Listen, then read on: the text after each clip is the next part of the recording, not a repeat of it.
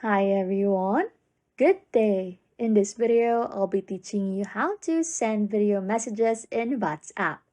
Okay, first things first is you want to open up your WhatsApp on your smartphone. Then, open any conversation to send a video message. Tap on the microphone icon, which is located on the top right of the typing board. Immediately, the icon will turn into a video camera button. Hold to record a video and tap to switch to audio.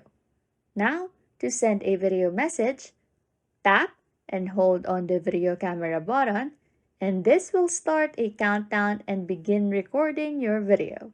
Right now, you can record up to 60 seconds. You can flip the camera using the flip button and release your finger to send the video message.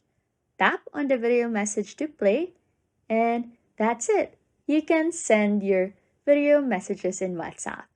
Anyways, if you like content like this, don't forget to subscribe to this channel or comment down below on the tutorials you want us to make, so we can help you.